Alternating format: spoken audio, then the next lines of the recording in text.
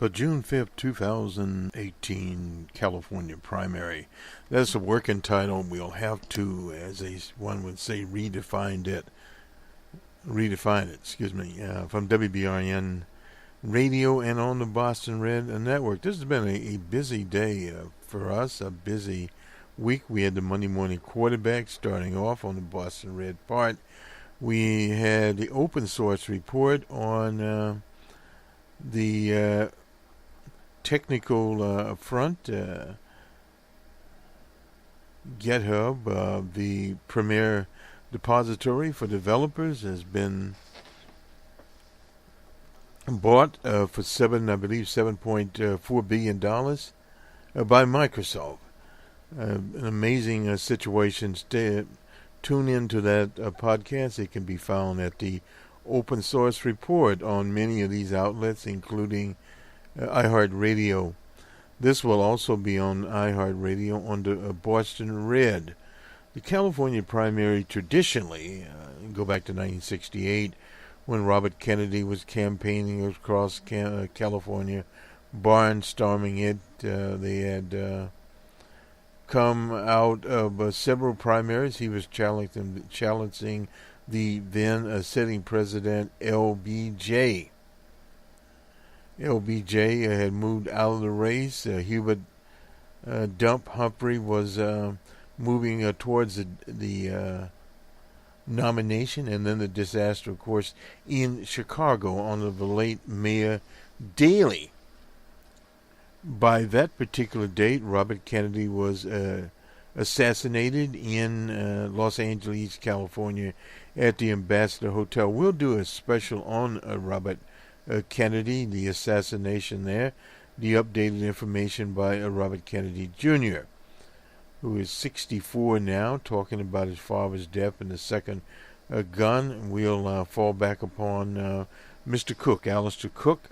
He covered that for the BBC at the time, and we'll bring that broadcast together onto the commercial common, and some more information at the time. The Ambassador has since been demolished. It was a premier hotel in Los Angeles. So much of the history of this particular day in Los Angeles has passed by. But this particular primary is very important for the Democrats. We have a lot of races going on, congressional races, in what is called the jungle primary there. What happens in California, that no matter what party you are, you're running in this primary. And the two top contenders will go in to the November election. And it doesn't matter from what party. They could be Republican versus Republican, Democrat versus Republican, Green versus whomever. It's basically like the primary they have in Louisiana. The difference is in Louisiana they have been at it much longer. This was an event, the primary created by an initiative sponsored by one of the many multi-millionaire libertarians/conservatives in California. Now, is this good for general participatory democracy? From our standpoint, we would say it is not. Party primaries should be separate, and then we go into a general election would be much easier to do than throwing it all together in a sort of gumbo type electoral struggle. And this favors big money candidates, because California is a vast state, and we do refer to it as California, from the north tip that borders Oregon down south to the border with Mexico.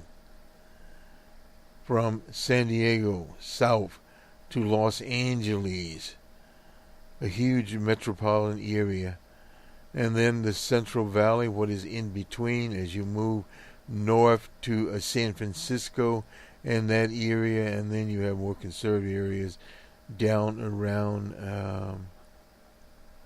Sacramento and some of its suburbs going towards the Utah border. So it's kind of an interesting situation. Then you have certain other elements going towards Nevada. So it is a very vast state. We'll cover this from the Los Angeles Times as we normally do. We have some polling here. The candidates were out and about in various places in West Hollywood. They were there. This Gavin Newsom explain who these candidates are. Gavin Newsom is the Lieutenant Governor of California. He is the former mayor of Los Angeles. And he is a moderate candidate. And this is very important to make the distinctions of where these people are. And then you have Villarosa, the former mayor of Los Angeles. It's in the top Democrats, and a person named Cox. Nonetheless, led in fundraising, the polls there. He was in Oakland. When you're an elected office official, the number one is never judge a competition. This is talking about a chili competition. Climbing on a fire truck, Newsom warned of upcoming Supreme Court decision that stands to weaken the ability of unions to collect fees. This is one of many things. Incidentally, the baker won today in the Supreme Court. That was a baker out of the Denver area that refused to bake a cake for a gay couple, standing by his religious, so-called religious beliefs. We'll have a little bit on that period.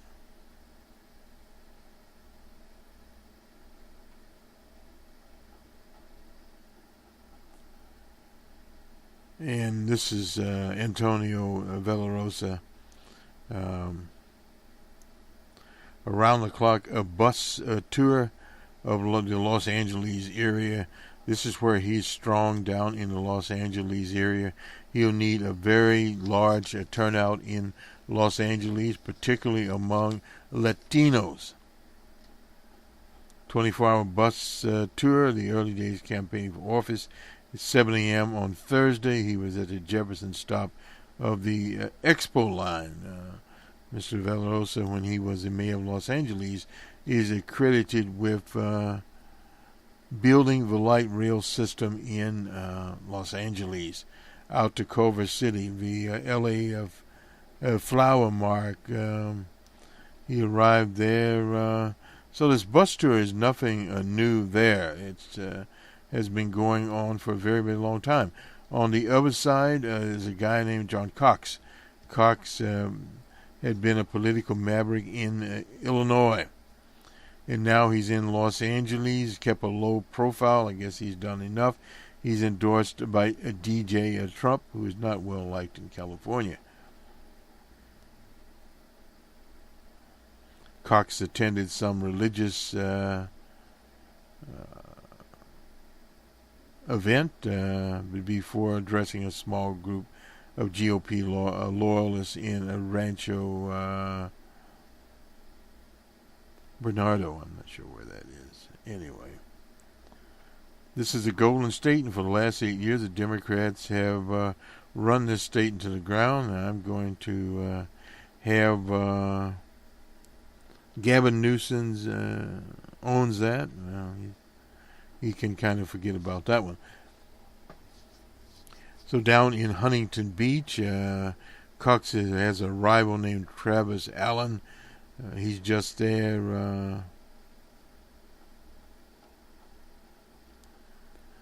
There are a bunch of people running in this race. Take Back California. Anyway, he's down in Huntington Beach. Doesn't mean anything there.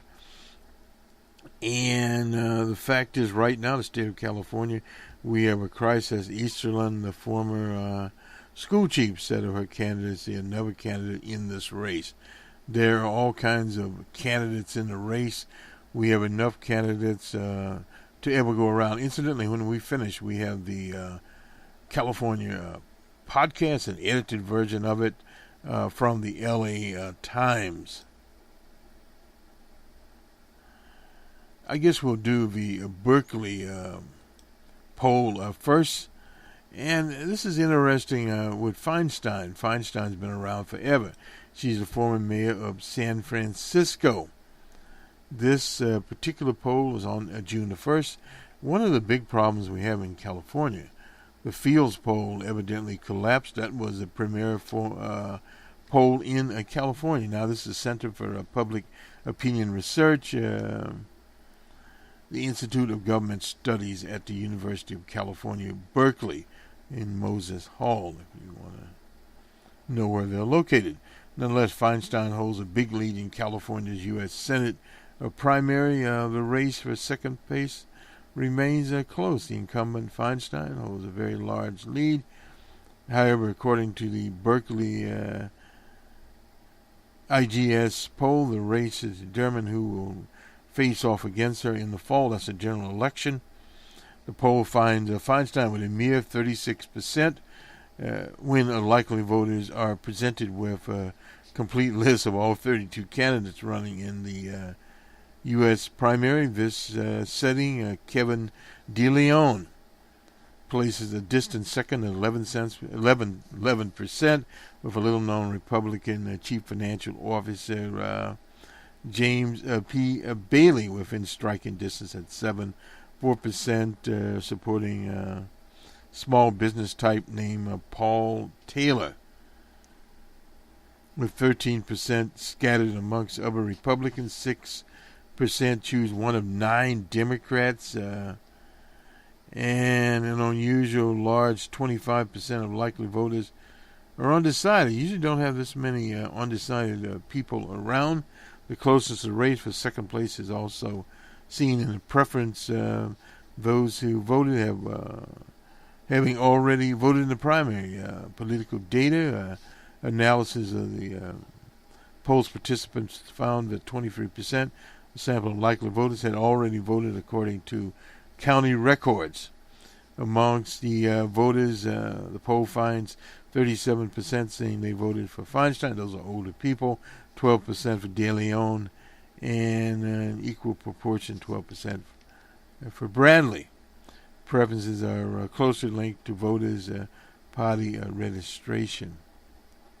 78%, and this is back to some other polling we've had, preference of likely Democrats, while 2% are supporting Republican candidates. On the remaining 20% are undecided. Similarly, very few Republican voters, 7%, are backing any Democratic candidate, with 55% selecting one of 11 Republican candidates. A lot of Republican candidates. So there's just some of the we're looking at here, and if we go to late May, it hasn't changed very much. She had 36%, and this is voter preferences in top 2 primary elections. And in April, it was 28%. De Leon is still at 11%. And we won't go into the other candidates. They're just sort of there. Given the familiarity that voters have with a large field of candidates challenging Feinstein, most voters appear to have their selection from the ranks of candidates within their respective parties. We won't dwell on that one where they are here. And this is how people are voting. Already voted for Feinstein, 37%, 12% for De Leon. And will vote by mail, 37% for Feinstein, 10% for De Leon. Will vote at voting precincts, 33% for Feinstein, 10% for De Leon. Of Democrats, 53% for Feinstein, 18% for De Leon. The ideological spread there, 7% of conservatives, Feinstein, 2% for De Leon. The moderates, Feinstein's getting them by 5% to 9% for De Leon. The liberals, she's getting them by 53% to 18% for De Leon. The coastal counties, she's getting 37% of that. And the inland counties, 32%. De Leon is getting 13% of the coastal counties, 10% of the inland counties. And now we go to the major breakdowns. Los Angeles at 41% for Feinstein, 14% for De Leon. He should be doing better there. The South Coast, 30% for her. Over Southern California, 32%. Feinstein, 11% for 7% for De Leon, and 11%. The Central Valley, she's got 31% there. De Leon has got 7%. The Bay Area, that's where she's from, 41% for her, and 12% for De Leon. Other parts, other Northern California, 32% for Feinstein, 14% for De Leon. If we look at the gender, 29% of the male, 42% of the females for Feinstein, 9% for De Leon, and 12% of the males. Ethnicity, Europeans, non-Hispanic, 38% for Feinstein. Latinos, 30% for Feinstein, 18% for De Leon. He needs much larger numbers than that. And he's getting 10% of the European vote to have 38%. These numbers are still very low. 18 to 30-year-olds, 39-year-olds, she gets 22%. De Leon gets 15%. He should do much better. 40 to 49, her vote increases at 29% to 16%. And the 50 to 64, she gets, I said 29, 39 of that group, and 9% for De Leon, and 45% of the 65 and older. De Leon, just 7% there. The older people out there, her favorable rating, this is Feinstein, is 47%. Kevin De Leon, 22%, unfavorable, 22%. No opinion. A lot of people just simply don't know him. 56%. The survey was completed on May 26th to 28th in English and Espanol. 2,106 people did it and were involved in it, I should say. And this is out of Berkeley. Let me see what else we got going here. This is the governor's race weeks before, and this was released on the 31st. Basically about the same thing. The poll finds Democratic candidates receiving an aggregate of 89% of the preferences of likely Democratic voters, with Newsom receiving a dominant share of 50%. Similarly, Republican candidates, the aggregate of 86%. This goes along with Cox is getting 53% of that. And the poll is basically the same kind of poll here. This is a Berkeley poll. And if we look at it, late May, April, Gavin Newsom, 33% in late May. He had 30% in April and 26% in December of 2017. And Cox, 20%. He in now, and 18%. It hasn't changed much since May and December. He just had 9%. Antonio Villarosa, 13% now. He actually had 9%, so he's doing a little bit better in April. And but he had 17% in December. Allen, 12% now, 16% in May, 9% in December. And Darlene Easton, she has 4% now, 4% there. She had 5% in December, 7% in September. So we won't worry much about where she is. Republican candidates receive 86% of the area. We talked about that. Voter preferences, Cox receiving 53, Allen 32. And they already voted. We'll break this down with Newsom. He's getting 38% of that vote by mail. He's getting 22%, and 29% will vote at the precinct. That is for him. For Cox, 18%, typical Republican, 19%, and by mail, 23%. Antonio Villarosa, 9%. His people have already voted. 15% by mail, and 13% will come into the precincts. And the party registration here for Newsom, 50% for the Democrats. Cox isn't getting anything there. The ideological makeup, the conservative 4% there, 50% for Cox, 30% of the moderates. This is for Newsom, and 16% for Antonio Villarosa. The liberals, he's getting the same thing. Newsom gets 56% of the liberals.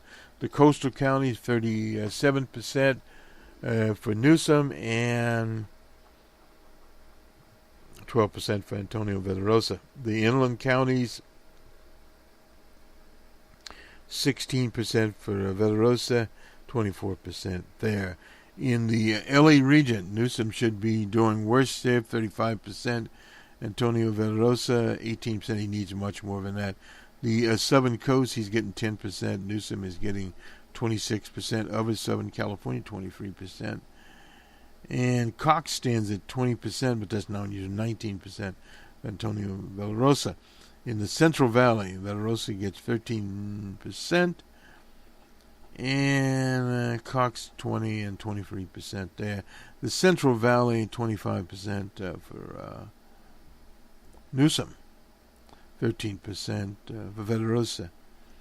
The Bay Area, this is where Newsom is strongest, 47%, and 7% for Antonio Villarosa. Not a lot of Hispanics there.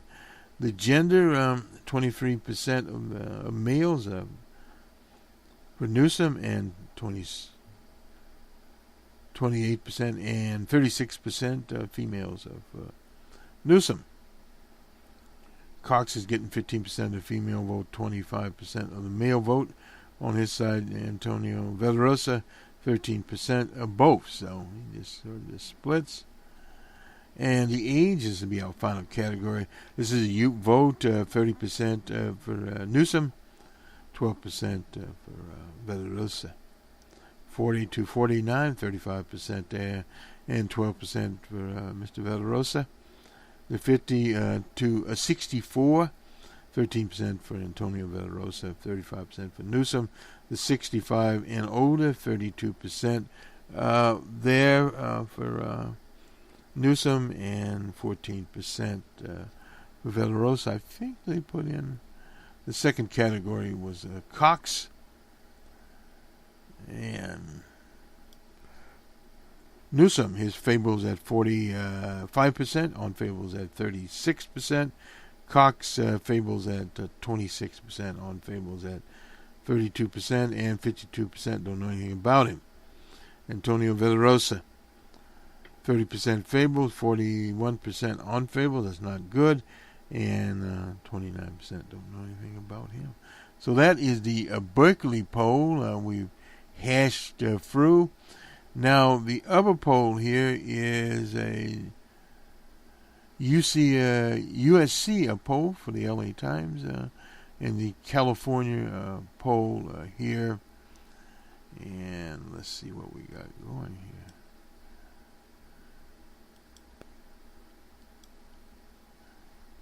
here. All right.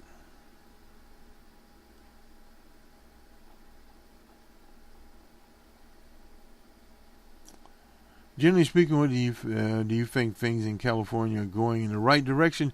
51% of registered voters said yes, 59% on the wrong track. You approve or disapprove of DJ Trump. Strongly disapprove, 54% of registered voters there. Disapprove somewhat, 15%. 16% approve strongly. Well, not very many people there. Surprised you got that many. Disapprove strong and somewhat, 40%. These are registered voters in California. How closely, if at all, are you following news about the candidates? Extremely close, 5%. You can tell, but not a lot of attention here. Very close, 14%. And somewhat closely, 33%. Not very closely, 33%, 16% there. Have you watched or listened to any of the debates? Sorry we didn't cover the debates. No, evidently registered voters, 87% have not, 13% yes. We usually have some of these debates, and we will have debates for the November general election. Top two-party primary system. All candidates, regardless of which party are from, run against each other in the same primary.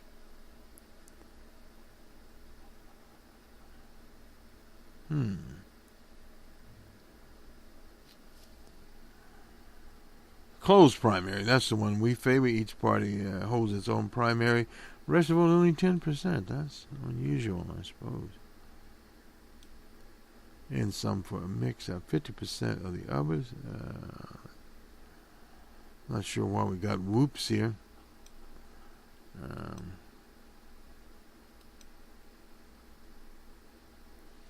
We'll see if we can recover some of our poll.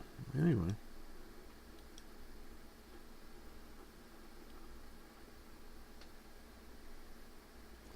We have recovered it. Gavin Newsom, registered voters 18% prefer the Democrat. Mr. Villarosa, 11%. Higher turnout would be 21% for Gavin Newsom, 11% for Mr. Villarosa. Cox, 9% of registered voters, 10% on a higher turnout. Low turnout, he'd get 13%. Newsom would get 20%. Antonio Villarosa would get 10%. He needs a much bigger turnout. And Darlene Easton, 2% of registered voters, 13% on a higher turnout. Not helping her very much there. And there's so many different ones here. If no candidate from your preference is selected to be on the ballot for governor, which of the following would you likely vote for? Vote for one of the candidates who is on the ballot, 29%. 79% of registered voters, high turnout, 86%. Declined to cast at 21%. Pretty high numbers there of people from this particular poll. And for Dianne Feinstein, 26% of registered voters, and a high turnout, 31%. And Kevin DeLeon, 5% of registered voters in this poll, 7% on a high turnout. And the rest of the candidates are scattered around, 2% here, 1%, and zip. Hard to get into the poll. The Libertarians not even in the game.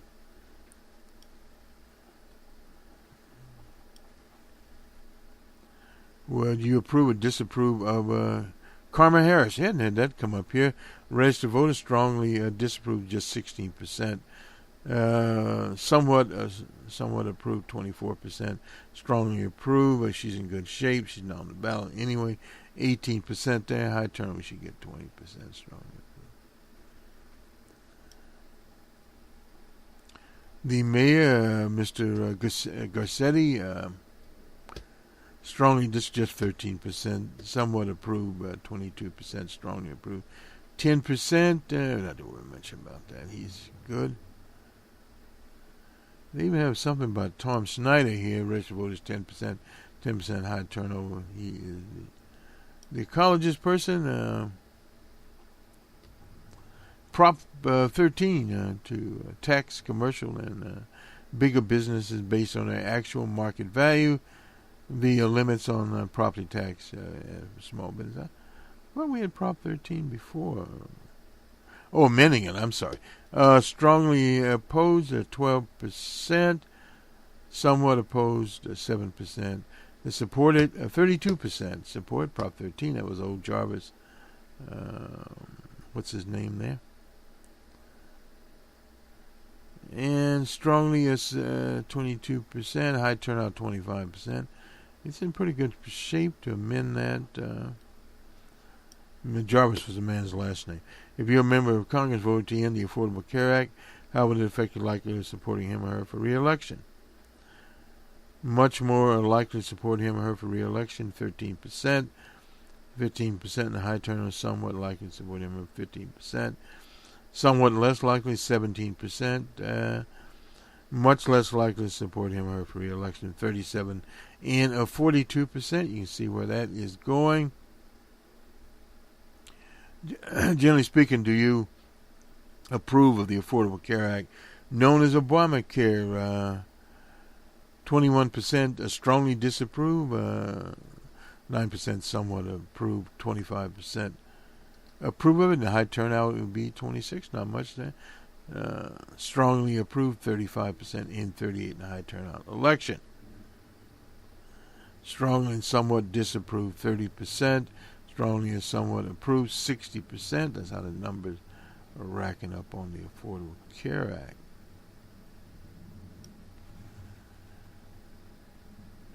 Single payer. Strongly opposed it, just 12% of registered voters, 12% in the high turnout. Somewhat opposed, 8% and 9% respectively. Somewhat supported, 21%. This is single payer, and 21% in the high turnout. Strongly supported, 17 and 20. Neither support or opposed, 7 and 5. Haven't heard enough about it to say 35 and 33. 33 is a high turnout election. Some strong and somewhat opposed, 20%, and supported 38% for single payer. A lot of work needs to be done on that particular one. As you may know, a single payer health system in California would be supported by an increase in state taxes and could eliminate out-of-the-pocket health care costs. Based on what you know about it, much more likely to vote for the candidate, 22% of registered voters, 24% in the high turnout, somewhat likely to vote for the candidate, 26%, and 25% in the high turnout. Much less, 17% and 18. It won't affect my vote. I weigh 17, 19. I wouldn't vote for 5 and 1. So strong is somewhat more likely, 48 and 49, and strongly and somewhat less likely, 29 and 31. Based on what you know, if a candidate running for governor supported a single-payer healthcare system in California, how would it affect your vote? The majority of people, according to this poll, would go with single-payer. The legislature approved in Jerry Brown signed a law to repair California roads and bridges over the next 10 years to pay for the repairs. In January this year, gas tax will go up 12 cents per gallon, 20 cents for diesel. If you could vote today to keep or repeal a law, what would you do? You keep the law of 38%, the voters. Repeal the law of 51% and 52%. Haven't heard enough about it, 9% there, so people don't want to pay the gas tax. Oh, well. If you're a member of Congress, vote in favor of a new bill passed by Congress and signed by D.J. Trump, how would it affect the likelihood of re-electing him or her? Most likely support 9%. It doesn't look very good there. Less likely to 37%. This is a fairly extensive poll here. Won't go into some of these questions. It's not. This is the UCA Darm Safe poll. This is the Jess Unruh, if you remember him, Institute of Politics. The LA Times is part of it. California new law that allows counties to move away from using polling stations towards voting by mail. Oregon does all voting by mail. In-person voting service locations called voting centers. Some counties are doing this in 2018, but most counties won't start to change until 2020. Do you support or oppose it? It's kind of important. Let me just get this last one here.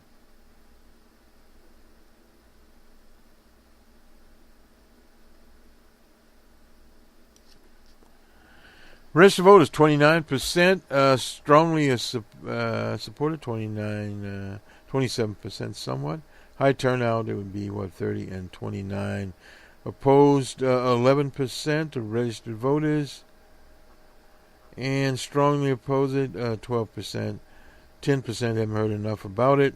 Some strongly and somewhat supported, 55%. You can see where it's going in California. Are you currently a registered voter? All eligible votes, yes. 83% of the people they polled. 53% were Democrats. 26% were Republicans. One extra point and a high turnover. Let's see here. 27%. 55% would be Democrats. A low turnout, 52% would be Democrats. 30% would be Republicans.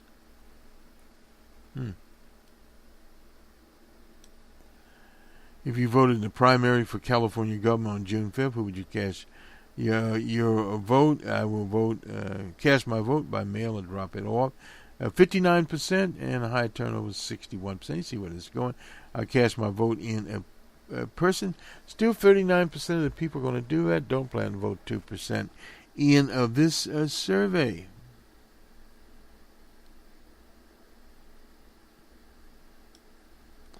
And it was conducted by the University of Southern California, Donna and David Darnsafe, a College of Letters and Arts and Science, in partnership with the LA Times Center for Economic and Social Research. Just under Institute of Politics. This is it. And let me just go back through what we have here. We did the Berkeley poll. We did the University of Southern California poll, and we did the candidates, and let me see what else we're going. This is on how each would govern the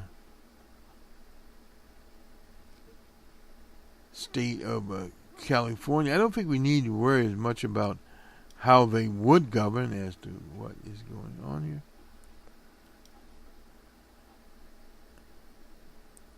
This is, in general, the poll, crazy things that could happen. I think we talked about this once before. Some things that could happen and haven't had a chance to happen yet. Well,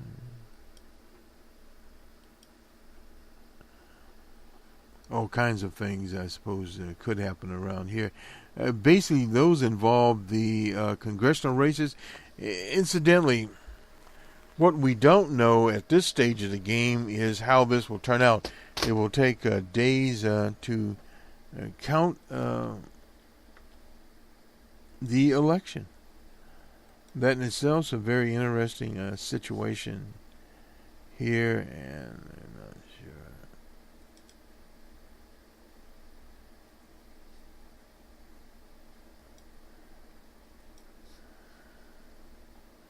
Having a little bit here with some of the software that covers this. Anyway,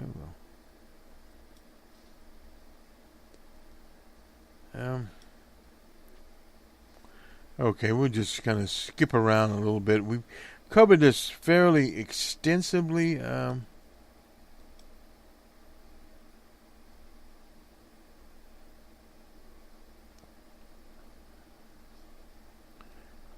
This is 50 years ago. We'll talk about this. Gunshots, heartbreak. This is the JFK assassination story told 15 years later. We'll do a special report on this.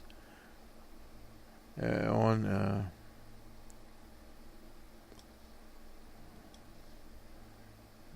Mr. The late Robert Kennedy. This is by Colleen Shelby. And we'll just throw this up on Facebook for Facebook connoisseurs, and on our Twitter feed. I tried to put it here. I'm not certain what is going on. Here we're getting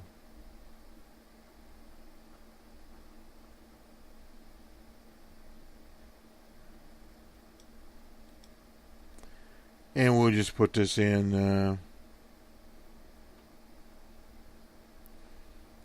A lot of people standing here 50 years later. We'll do this properly, and I'm not certain.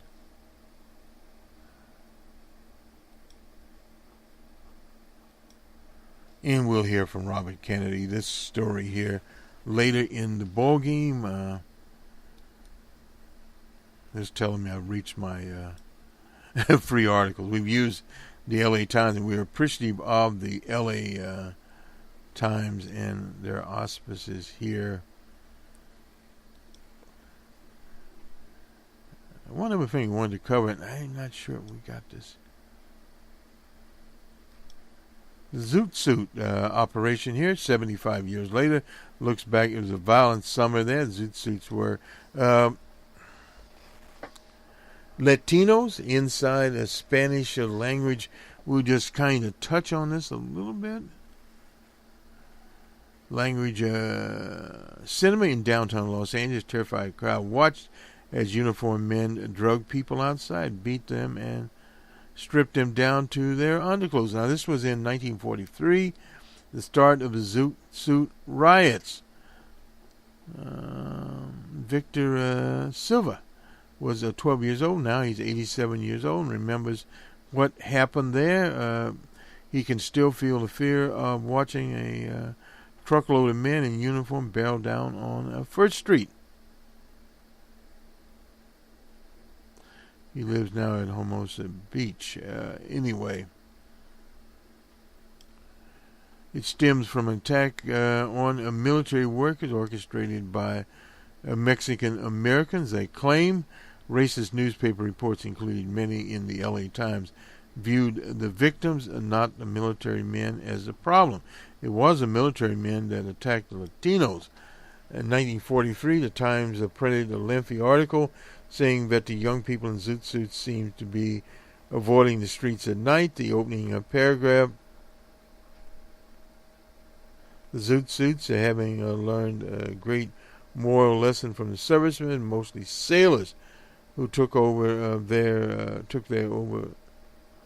their instructions 3 days ago and are staying home at night. Last month, the Times ran a brief about a news conference at which First Lady Eleanor Roosevelt said the riots had the roots in long-standing discrimination, and for a long time, she said, I worry about the attitudes towards Mexicans in California. Has anything changed since 70-something years ago? The Sleepy Lagoon Trail, which stems from the slaying of a young Latino man near a reservoir that was in southeast Los Angeles, led to one of the largest mass trials in state history. 22 defendants were charged in mass, a case that history now views as a shameful chapter in the history of the Los Angeles court system. At trial, the sheriff's captain testified that the Mexican element had an innate desire to use knives and some lethal weapons. In other words, his desire is to kill and at least let blood. Silver, this is Mr. Silver, the 75th anniversary of the riots, take him back to his second-story bedroom in Hermosa Garden Housing Project that was in Boyle Heights. He remembers clutching a bat and terrified that the sailors would come inside. On his 80th birthday, Silver and his grandchildren filled 2 cars and head to Hermosa Gardens. He shows them the buildings he lived in. It's interesting to say it is still there. We'll try to get 2 Latino. This is a picture here. We'll get this up on some of our channels. Clothing. The other one was beaten amongst the victims by a service personnel. This is 75 years ago. Violent summer. 50 years ago, Robert Kennedy is gunned down in Los Angeles. Let me just very quickly see if we have any polling up here today. We obviously don't have any sports to recall. DJ Trump says he has the power to pardon himself.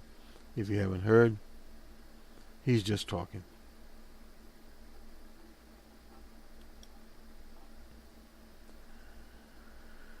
Now, there's some polling out here today. Pennsylvania first. This is Fitzpatrick and Wallace. Not sure.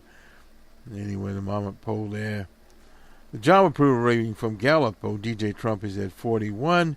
He's at 48 at Rasmussen, he's always ahead. That is an outline. Yes. And that's about it in terms of polling. Polling doesn't mean very much at all. And we will not spend a lot of time on it. Again, the Microsoft purchase of GitHub. Free trade. This is from Reuters. Pits Republican mega donors against Trump. Well, they're into that. Some cheerleader in Houston, former old Texan cheerleaders calling the NFL for fair wages. Well, yeah, they need fair wages, no doubt about that. And from the Washington Post this afternoon, as we come to you live from WGRN Radio and on Boston Red Network, Supreme Court, the headline here in the Post, rules in favor of baker who refused to make a wedding cake. Judges dismiss lower court decision. This is on an undocumented teenager getting an abortion. The teenager already got the abortion. So we don't look at it from DJ Trump's peanut corner. Said he could pardon himself. Claims appointment of Mueller was unconstitutional. Well, he got in the Monday news. This whole idea of how to do publicity, you get in the news every day with something. If it's no more than a giant-sized envelope. And that was basically about it. The Koch brothers, have announced plans to oppose the Trump tariff regime. Be interesting struggle there between those characters. And where the Democrats, what are they doing? Something about a line on career. Oh, hold the line. Well, this is just crazy here. Unfortunate for the Democrats on the meeting in Singapore, they're not in the gallery. They're out of the gallery. Big question here, the Cavaliers dead? Not quite yet. We have to go on with the ball games. Bill Clinton. I wouldn't have handled the Monica Lewinsky scandal any differently today. Well, I hate to tell Wild Bill, and we'll have this later, but if he's thinking about that, totally different today with social media, it would have eaten him up, quite literally. And it's a situation where he doesn't even, period. And how it would have came about. Would Bill Clinton had been impeached today? Well, he would have been impeached today because the Republicans controlled. They controlled. Let me see. At that time, they did have enough votes where they started the actual impeachment proceedings, so he was particularly impeached. But we went before the Senate, and the Democrats had the votes to defeat at the trial. They had old Justice Rehnquist there presiding over with a specially made cap and uniform. It looked like a fascist he was. He's dead now, fortunately. And Strom Thurmond, I believe, was the manager of the thing. Was one of the basic types there, and all dead now. But anyway, 20 years ago, a different situation. You had with Monica Lewinsky, you had the internet coming in. You had Fox News there, but it was not as well organized. And of course, Bill Clinton went on to run in 1996 and was reelected handsomely. So it really just didn't matter. A crowd of dummies in Kentucky cheered a valedictorian for quoting Trump. Then he told them it was Obama. I mean, this is interesting here. 18-year-old valedictorian at Bell County High School, about 80 miles south of Knoxville, Tennessee. And Ben Bowling, one of the rare instances where electoral polling numbers that could help us understand the humor. Each other's race has a landslide, 73% for John McCain, according to that. And Willard Romney got 76% in Tennessee, 86% is in Bell County. Went on to DJ Trump. This is part of my speech where I share some inspirational quotes found on Google. Bowling said the crowd went wild. Shared with the Louisville Courier-Journal. They applauded for the commander-in-chief, nearly drowned out Bowling's next comment. Just kidding. Don't just get involved. Fight for your seat at the table. Better yet, fight for a seat at the head of the table. DJ Trump. And it was actually Barack Obama. And they calmed down after that happened. And this is... people were wildly cheering here, and I'll put this up on social media. This will do it for us. The June 5th California primary is the title of our production here from WBRN Radio. And went a little long here.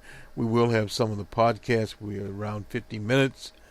But we got the information out here. We'll have to edit the podcast from the LA Times more than what we had. But we'll get it done.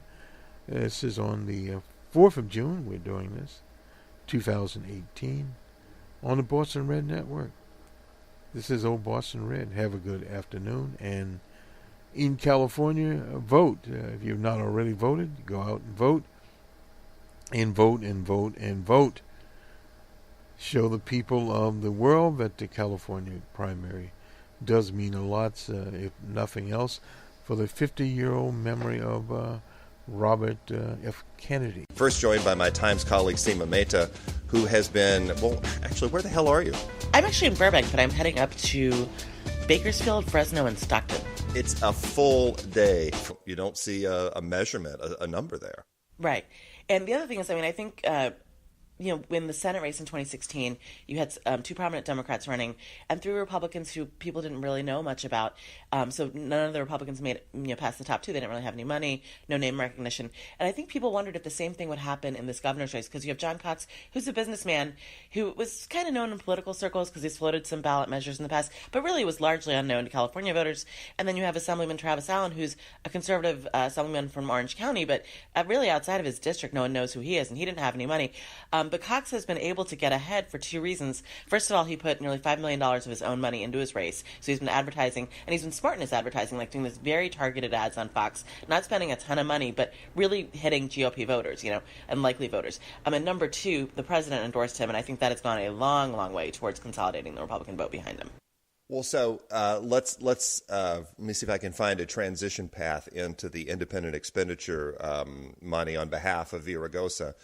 First of all, the total is, help me out here again, about how much at this point? Last I looked, they had raised about 24, but it's been coming in checks of $1 million and $2 million, so that really easily could have changed overnight. Yeah, the numbers keep on moving. So by the time you listen to this podcast, audience, we don't know where that'll be, but that money is going toward a blitzkrieg of television ads, which really have become very much focused on other candidates, focused on Gavin Newsom here toward the end. Let me play this one ad from that independent expenditure about Gavin Newsom, well, I guess in his work ethic, I guess we'd call it. When the worst oil spill in decades hit San Francisco, first responders went to work, and Mayor Gavin Newsom, he went to Hawaii. Newsom left the day after the spill for a 4-day vacation in Hawaii. The same Gavin who said his job as lieutenant governor was so dull, he only showed up for work at the state capitol 1 day a week. Tops. Gavin's not going to work as governor. That's a really, boy, I don't know how else to say it. It's a biting, that's a sharp ad. I mean, it's quite a jab. Right. And you're exactly right also about the trend line. I mean, at first when they were spending a ton of money boosting Villaraigosa's resume, his experience, his track record, his life story, and then they shifted a little bit towards attacking trying to attack John Cox and trying to boost Travis Allen in an effort to split the Republican vote. And then it seems like they decided that wasn't successful, so then they dropped all this money against Newsom this week. But if you talk to even some supporters of Antonio Villaraigosa, they're wondering if this IE should have started earlier, and if it both that it should have started earlier in general. I mean, they really started raising money, I think, in late April, and then B, if they should have shifted to Newsom much, much earlier. So I think that if Antonio Villaraigosa doesn't come in second, I think there are going to be a lot of questions about the way that this IE was run, because it's a huge, huge IE funded by multimillionaire and billionaire backers of charter schools. And if it fails, I mean, I think there are going to be comparisons to the huge super PAC that was supporting Jeb Bush in the 2016 election and spent over $100 million doing so, that was sort of deemed an utter failure. I don't have great inside intel into this, and maybe, Sina, you've got a better sense, but it just strikes me that the people who came forward to put money in this independent expenditure on behalf of Villaraigosa, I mean, they were taking a chance at bucking the party-favored Gavin Newsom.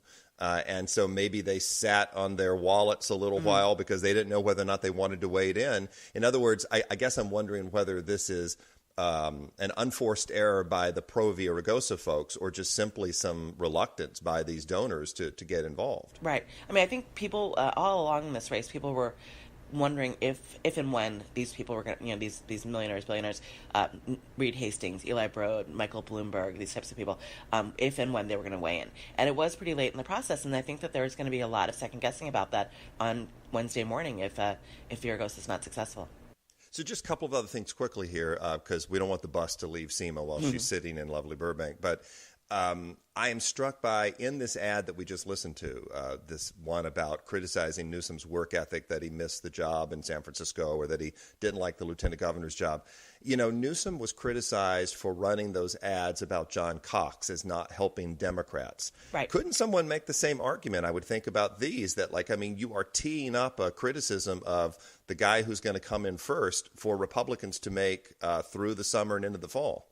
I think Democrats, so certainly Newsom supporters will make that argument. And Newsom, he described the ads and the claims as nonsense. He also basically said it was like a sign of desperation, that it shows that they know that they're in trouble. But he's also, looking at the polls, he's really far ahead, and he has been for 3 years? He's been running forever. So I don't know how much. I think there's a real question if these ads, while they're effective, and these ads are brutal, whether there's enough time between. People have been voting since early May, and I think there's a question of, is there enough time, in the next 4 days, for these ads to have enough of an impact to change the trend line that we've seen for so long now? Yeah, it's true, but I would point out too that I continue to watch those ballots come in, right? Thanks to the 19th millionth shout out on the podcast to Paul Mitchell and his team of the political data team. But somewhere by the time we're sitting here taping this podcast on Friday, of maybe less than 15% of the ballots have been turned in. Now, some of those ballots are not going to get turned in at all. People just aren't going to mail them back. But I guess that's what the Villaraigosa camp needs, is they need this untested, unmeasured, last-minute surge of ballots. That's what they think they might get. Right. And also, it goes to the question of turnout. In the rest of the country, in earlier elections, special elections, we've seen some real energy among Democrats, but I think there is a question of whether, turnout in California gubernatorial primaries is really usually pretty low. And I think there's a question of whether that trend line will continue, or if we do see an uptick because of this, Democrats' anger at President Trump. And then just to wrap up here, let's talk about the Republican side of this. John Cox, I feel like that we're going to be talking next week about how 2 tweets trumped $24 million or something, right? How 2 tweets from President Trump making it clear that Cox is the preferred favorite for Republicans could overcome independent money for the Villaraigosa effort. Cox looks to have solidified some of his support and leaving Travis Allen behind in these polls. Right, and I think those tweets were game changers for John Cox, honestly, because even though Democrats sort of dominate politics in this state, there are millions and millions of Republican voters in the state that supported Donald Trump, and they had really very little information about either John Cox or Travis Allen. So seeing that tweet, that endorsement, that nod of approval from the president, that gave them a reason to vote for him, to vote for John Cox. So I think when we look back at the tail of the tape, so if he comes in second, that will be like a game-changing moment. And I just can't help but think about those numbers and that kind of support with 2 other data points. One, that Republican ballots are being turned in so far at a higher percentage than their registration. And that's kind of true in these non-presidential primaries. Republicans are the more reliable voters. And second, those registration numbers that we've talked about and here weeks in too, where Republicans have now sunk in overall registration below unaffiliated independent voters in the state. And so this is like a maybe a primary popping of champagne corks for the Cox folks if he does come out in second. But boy, look at the numbers in this IGS poll in particular, all the Democratic votes versus all the Republican votes. It's no contest. It would be a walkaway for the Democrat if they all aligned behind, say, a Newsom in November. Right. I think, as you said, the John Cox campaign, if they come in that number 2 spot, they'll certainly be celebrating on Tuesday. But then it's like you wake up Wednesday and you're still in California, sapphire blue California. And, as we've seen with Neil Kashkari in 2014 or Meg Whitman in 2010, who had, almost $180 million at her disposal, it wasn't enough. And, it's the trend line we've seen in terms of demographics in the state. I'm not saying it's going to continue this way forever, but it's really hard to see a Republican getting elected statewide anytime soon, and they haven't since 2006. When the last Republicans elected were Arnold Schwarzenegger with his re-election campaign for governor, and Steve Poizner as insurance commissioner in 2006. And Steve Poizner, he's now running for that post again as an independent. Right. Sapphire blue California, by the way. I like that description. I might have gone with Tahoe blue California, but I think it's very descriptive. Hey, before you jump on the bus, tell people what it's like to be on the bus. What turnout just has not historically matched their sort of percentage of the population. And so there's so much possibility in his base because these are such population centers, either geographically or ethnically, but it's also so risky because these are portions of the electorate that don't really vote their numbers in the past. Let's talk about the Republican side of this for a moment. Going back to this poll, John Cox, of course, in second place in this poll and either second or third in pretty much every other poll and vying for second. But in this IGS Berkeley poll, when they ask favorable, unfavorable, no opinion, I was struck by the fact that among Republicans, again, folks, among Republicans, 1 in 4 had no opinion of John Cox, didn't have an opinion of the guy who they are picking by a larger number to be their person. And, Melanie wrote recently on one moment in John Cox's background, but the guy is unknown in so many places. He hasn't run in the state before. He has a long history in the state he lived in for a long time in Illinois.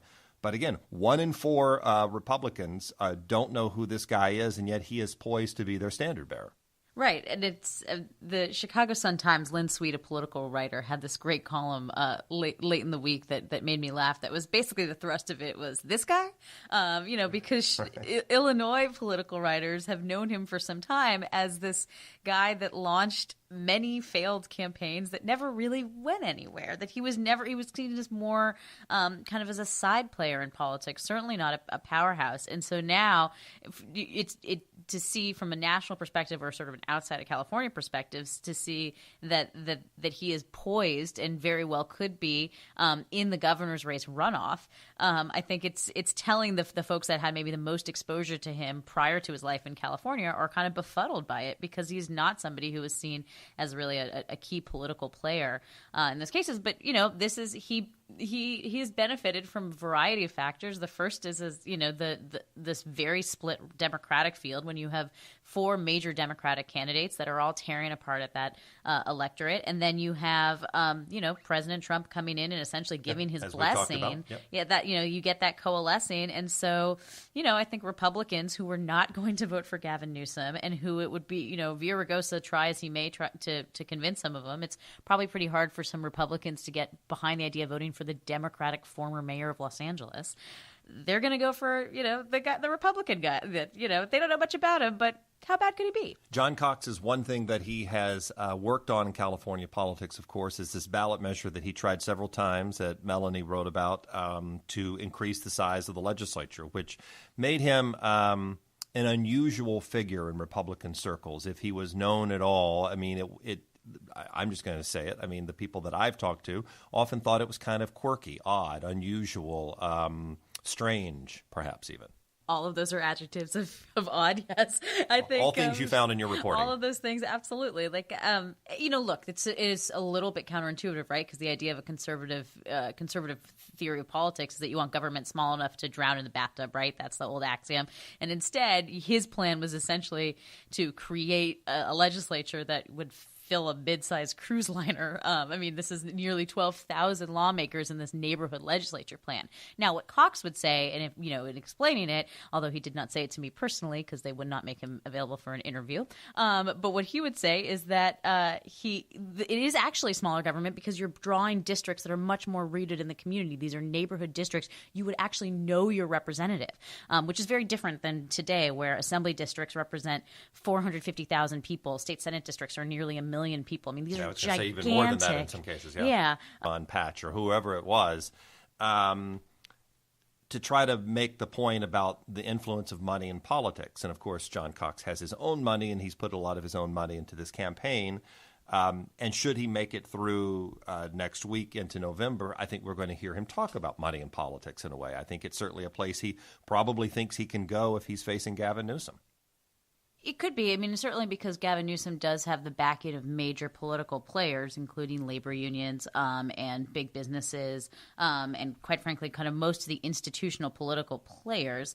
And what you've seen in terms of institutional political players that typically back Republicans, they have been pretty much on the sidelines of this race. I'm not sure that we're going to be seeing, say, agriculture or oil throwing in tons of money to boost John Cox should he get into that number 2 slot. Although I could be wrong on that. That'll be really interesting to watch, though. I mean, because those are historical Republican alliances, and it's an awkward place because, as I said at the earlier part of the podcast, you add up all the numbers for Democratic candidates in this poll, and they vastly outnumber the Republican numbers in this poll. I mean, this would suggest that if it's a Democrat versus Republican, that it starts off somewhere in the 30-point week if we're lucky.